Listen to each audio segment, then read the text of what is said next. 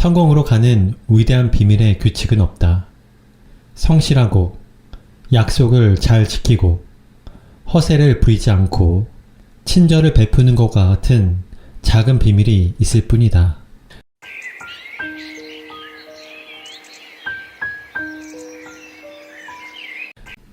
안녕하세요. 책바라기입니다. 오늘 소개할 책은 돈의 속성입니다. 지은이 소개는 저번 시간에 했기 때문에 바로 본론으로 들어가도록 하겠습니다. 돈은 그 돈이 만들어지는 과정에 따라 각기 다른 성격을 갖는다. 돈마다 성향도 있고 기질도 있어서 고집이 센 돈도 있고 배짱이 두둑한 돈도 물러 터진 돈도 있다.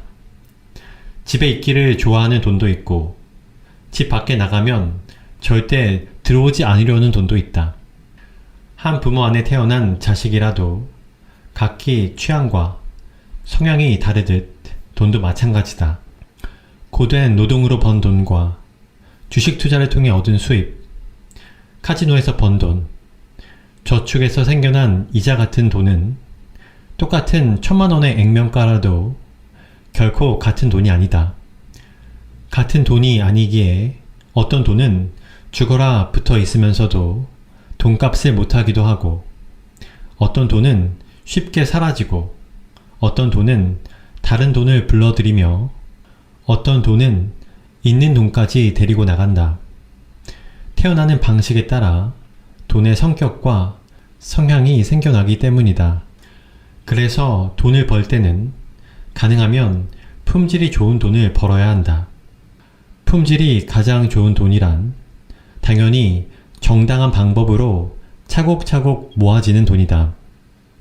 급여 수입이나 합리적인 투자나 정당한 사업을 통해 얻은 모든 수입이다. 자신의 아이디어와 노동을 통해 벌어들인 돈은 내 인생의 유일한 자산인 시간을 남에게 주고 바꾼 돈이라서 가장 애착이 가고 자랑스럽기에 어떤 돈보다 소중하다. 이런 돈은 함부로 아무 곳에나 사용하지 못하며, 이런 돈은 모여 자산이 되어 투자나 저축을 통해 이자를 만들어내면 마치 아들보다 더 예쁜 손자 손녀 대하듯 귀해진다. 반면 이런 귀한 돈에 비해 일확천금처럼 얻은 카지노에서 딴 돈은 다음 카지노에서 다른 돈까지 데리고 나가고, 사기로 얻은 돈은 사치와 방탕한 생활을 하는 데 사용되어 인생을 그르치게 된다. 투기에 가까운 투자나 급하게 부자가 되려는 마음으로 무모한 레버리지를 이용해 운 좋게 벌어들인 돈도 남에게 자랑하는 용도로 사용되다가 결국 모든 돈을 데리고 한꺼번에 집을 나가버린다. 때때로 나쁜 돈은 주인을 해하거나 그의 가족을 무너뜨려 버린다. 좋은 돈을 모으려면 삶에 대한 확고한 철학이 있어야 한다. 돈의 주인이 좋은 돈만 모으겠다고 마음먹으면 오히려 저절로 돈이 붙어있게 된다. 욕심을 부리지 않기에 사기를 당하지 않는다. 행동이 반듯해서 허풍스러운 곳에서 술값으로 돈을 버리지도 않는다. 불로소득을 바라지 않기에 어디 가서 망신을 당하는 일도 없고, 공돈을 기대하지 않기에 비굴하지 않아도 된다. 이렇듯 친구를 가려 사귀듯 돈도 가려 모아야 한다. 그렇게 모으는 돈은 많으면 많을수록 좋다. 견고하게 당신과 당신 가족을 지켜주며 흩어지지 않을 것이다. 그리고 오랫동안 남아 당신의 인생을 지켜주며 부자로서 존중받는 삶을 누릴 수 있게 해줄 것이다. 맨해튼에 비가 내리던 어느 여름날이었다. 저녁 식사를 끝내고 34번가 앞에 있는 100년도 넘은 유물 같은 메이시 백화점에 가족과 함께 들렸다. 백화점 정문 바닥에는 이 회사의 역사를 적어놓은 동판이 하나 놓여 있었다. 얼마나 많은 자본과 재화, 그리고 부자들이 이 문을 거쳐 저 동판을 밟고 지나갔을지 상상해봤다. 그런데 그때 40세 정도로 되어 보이는 거린이 동판 앞에 앉더니 부슬비를 그대로 맞으며 지나가는 사람들의 동정을 구하기 시작했다. 도움을 구하는 종이에 쓰인 글을 보니 제법 교육을 받았던 사람인가 싶었다. 이미 늦은 밤인데 저녁도 하지 못했나 싶은 마음에 주머니에 있는 얼마 안 되는 현금을 구걸통 안에 넣어주고 다시 처마 밑으로 돌아와 서 있었다. 몇몇 사람이 주머니 안에서 동전을 꺼내 던져주었고 이후 더 너그러운 인도 여자가 제법 큰 단위의 종잇돈을 건네주었다. 그제야 그는 저녁값이 마련됐는지 일어서서 몇 안 되는 짐을 챙기기 시작했다. 마지막으로 컵 안을 살피던 그는 여러 사람이 준 동전들 사이에서 동전 몇 개를 골라내더니 길바닥에 던져버렸다. 그리고 도움을 청하는 문구가 적힌 종이판이 비에 젖을까 걱정이 되었는지 배낭과 등짝 사이에 끼고 사라져버렸다. 그가 사라진 자리엔 3페니, 약 11원이 버려져 있었다. 이후에도 많은 사람이 동판 위를 밟고 지나갔지만 아무도 페니 따위에 관심을 두지 않았다. 나는 비를 맞으면서 몇 걸음 걸어가 젖은 3페니를 손톱으로 집어 손에 담았다. 사실 미국에서 3페니로 살 수 있는 것은 아무것도 없다. 그러나 작은 돈을 함부로 하는 사람은 결코 큰 돈을 다루지 못한다는 것을 알기에 보석을 줍듯 소중히 주었다. 그제야 쇼핑을 끝낸 아내와 아들이 페니 2만 개도 넘게 지불한 운동화 2켤레를 사들고 나왔다. 나는 오른손 바지 주머니에 넣은 동전 3개를 만지작거리면서 이 동전들은 돈의 씨앗이야라고 중얼거리며 두 사람 뒤를 따라 집으로 돌아왔다. 사람들이 잘 모르는 사실이 있다.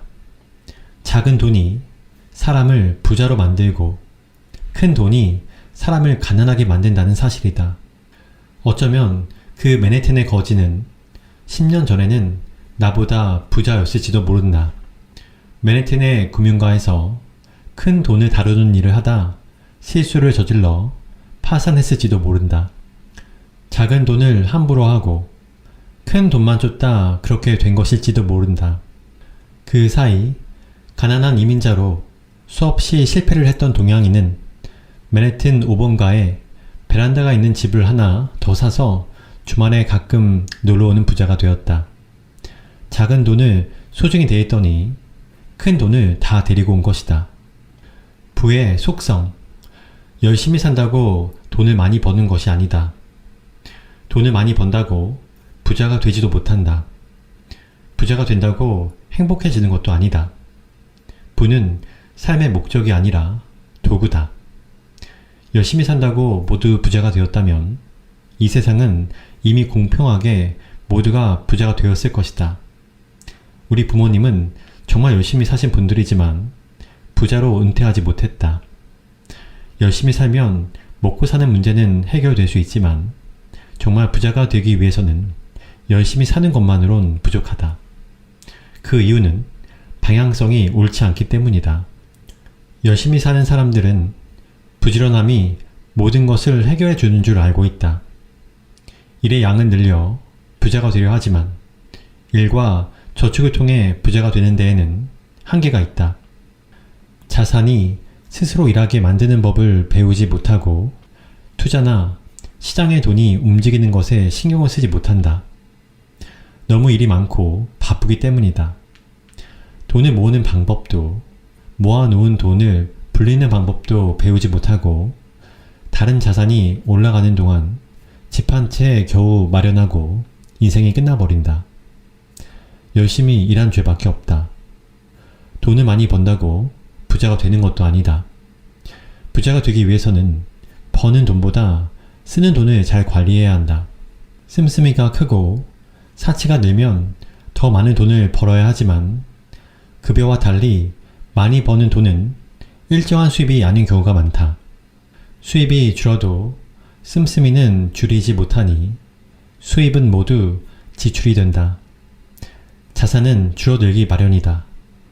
부자는 수입 규모에서 나오는 게 아니라 지출 관리에서 나온다.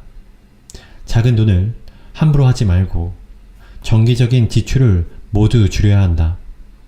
수입 중에서 가장 좋은 수입은 정기적으로 들어오는 돈이고 가장 나쁜 지출은 정기적으로 나가는 돈이다. 매달 자동이체로 나가는 돈은 아무리 사소해도 줄여야 한다. 질이 좋지 않은 돈은 주인을 해칠 수 있다. 항상 좋은 돈을 벌어 자신은 절제하고 아랫사람에겐 너그러워야 한다.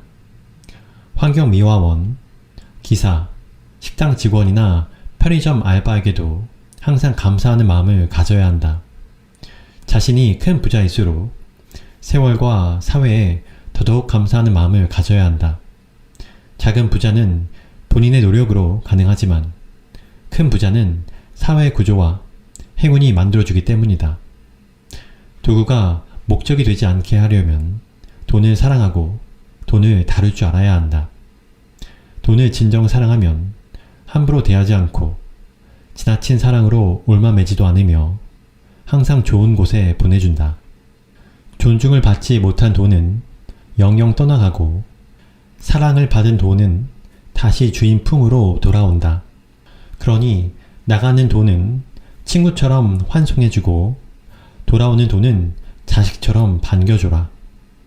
돈이 목적이 되는 순간 모든 가치 기준이 돈으로 바뀌고 집안의 주인이 된 돈은 결국 사람을 부리기 시작한다.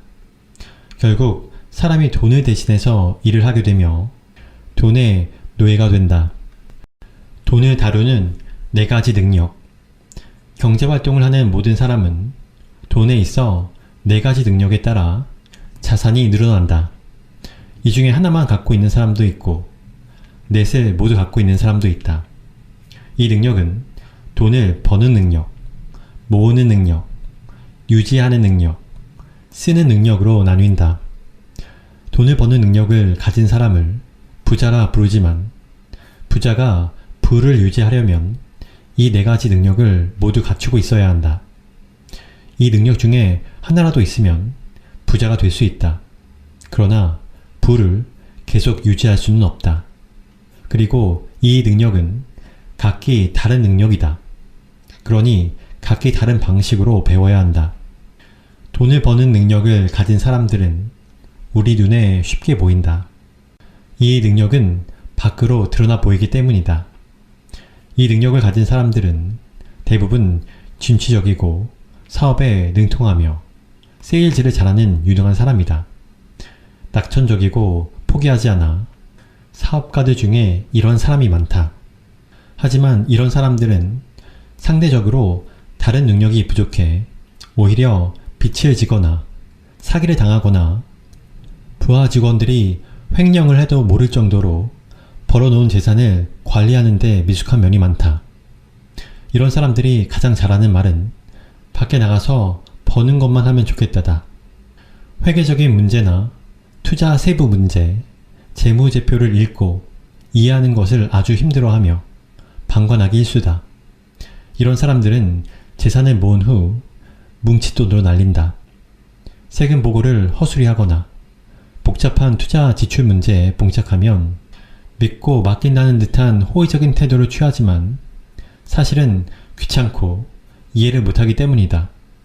돈을 모으는 능력은 돈을 버는 능력과 또 다른 능력이다. 돈을 잘 번다고 돈을 잘 모으는 것은 아니다. 돈을 모으려면 자산의 균형을 맞추고 세밀한 지출 관리 능력이 있어야 하기 때문이다. 더불어 영수증 처리, 물품 관리 같은 사소한 것부터 세율, 이자, 투자, 환율과 관련된 지식과 이해를 가져야 하고 재정 분리, 지출 관리에도 소홀함이 없어야 가능하다. 그뿐만 아니라 돈을 대하는 태도 자체가 옳고 따야 한다. 작은 돈을 함부로 하면 안 되고 큰 돈은 마땅히 보내야 할 곳에 보낼 수 있어야 한다. 작은 돈을 함부로 하면 주변이 그를 따라서 돈을 함부로 하고 마땅히 풀어야 할 때 큰 돈을 풀지 않아서 주위에 사람이 떠난다. 사람이 떠날 때는 돈도 갖고 떠난다. 그래서 돈을 모으는 능력은 인품에 따라 차이가 난다. 단호함과 너그러움이 같이 있어야 한다. 돈을 벌어도 모을 줄 모르면 밑 빠진 독과 다를 바 없다. 아무리 많이 벌어도 구멍이 새고 있으면 언젠가 빈 항아리가 될 수밖에 없다. 돈을 유지하는 능력은 돈을 벌 줄 아는 사람이 돈을 모은 능력을 얻은 후에 반드시 필요한 능력이다. 이 또한 버는 능력이나 모으는 능력과는 완전히 별개의 능력이다. 재산을 지키는 일은 가장 힘든 일 중 하나이다. 성을 공격하는 것보다 지키는 것이 더 힘든 것과 같은 이치다. 이때 자산가라는 이유로 대우도 받고 이름도 알려져서 사치와 허영이 문 밖에 항상 대기하고 있다. 자신과 걸맞는 집, 차, 음식, 친구, 명품을 찾기 시작한다. 금융, 정치, 경제를 보는 눈도 일반인들과 다르다고 생각하기 시작하고 더 이상 선생을 구하지 않고 스스로 선생이 되거나 어른 행세를 시작하기 좋은 때다. 자산이 허물어지는 것은 한순간이다. 집을 짓는데 3년이 걸려도 허무는데 하루면 끝이다. 자산을 가진 사람이 자산을 유지 못하는 가장 큰 이유는 올바르게 투자돼 있어야 할 자산을 관리하지 못한 탓이다. 세상에서 투자는 가장 힘들다. 아무것도 하지 않는 것은 가장 나쁜 투자다. 그러니 아무것도 안 할 수도 없는 일이다.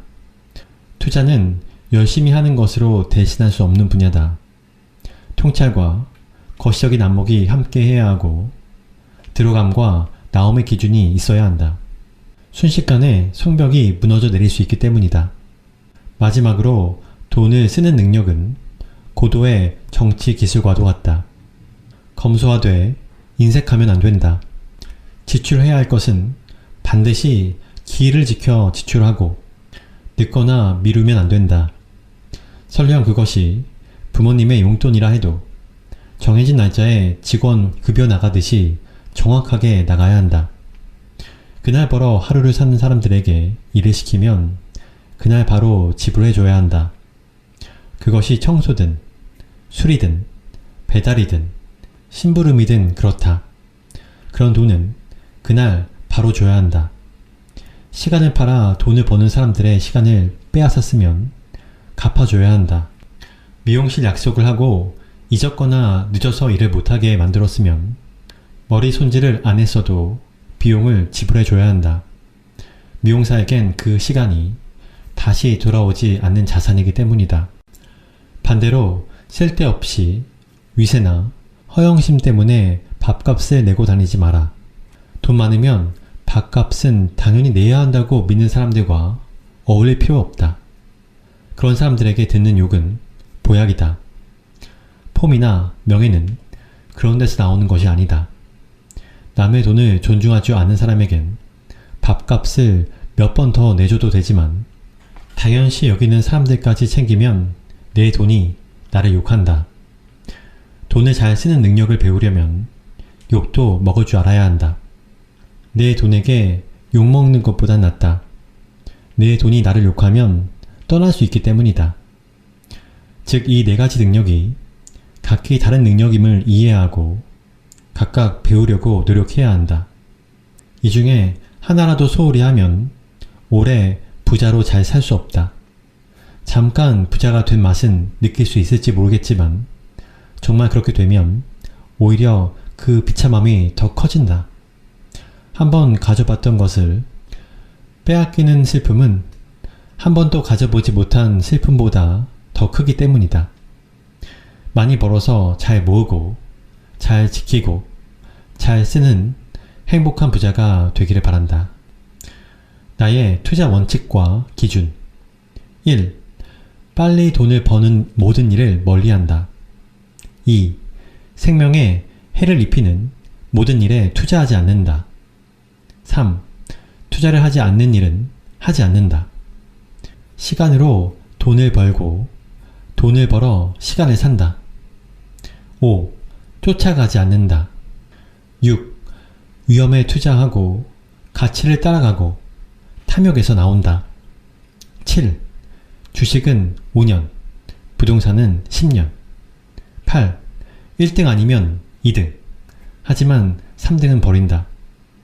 비트코인이 100달러도 안 되었을 때 큰 아이가 재미로 투자해서 160달러에 팔았다는 말을 들었다. 나는 이때 무엇이든 빨리 이익이 나는 것은 결국 이익이 아니라고 가르쳤다. 설령 이것이 투자해서 돈을 벌었다 해도 그 돈은 비슷한 이익을 추구하다 결국 사라지기 때문이다. 그렇게 많은 돈을 갑자기 벌면 그때 딱 그만두고 평생 놀아도 되지 않냐 라고 말하는 사람도 있지만 한번 그렇게 돈을 벌고 나면 그런 투자만 찾아다니다 결국 모든 재산을 잃게 된다. 이런 뜻밖의 행운은 사업가로서나 투자자로서 마약을 맞는 것과 같다.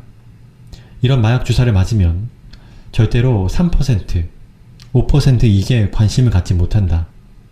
10배, 20배, 100배짜리 이야기에만 관심을 갖게 되고 테마주나 작전주를 찾아다닌다. 사업도 인생을 한 방에 바꿔줄 거라 믿으며 사행성 사업이나 보물섬 투자, 금광, 제약주 같은 무지개 구름을 평생 찾아다니게 만든다. 이런 행운은 행운이 아니다. 그래서 나는 빨리 무엇인가 이루거나 이익이 많이 나는 모든 것으로부터 거리를 둔다. 앞서도 이야기했지만 생명을 죽이고 생명을 존중하지 않는 모든 사업에 투자하지 않거나 참여하지 않는다. 생명은 모든 생명과 연결되어 있다.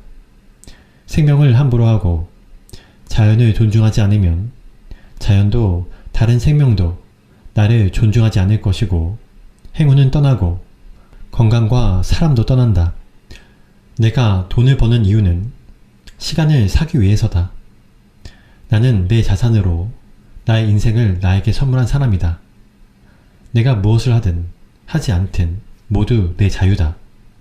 모든 시간을 나에게 쓸 수 있으니 무엇이든 공부하고 필요한 모든 것을 구할 수 있다.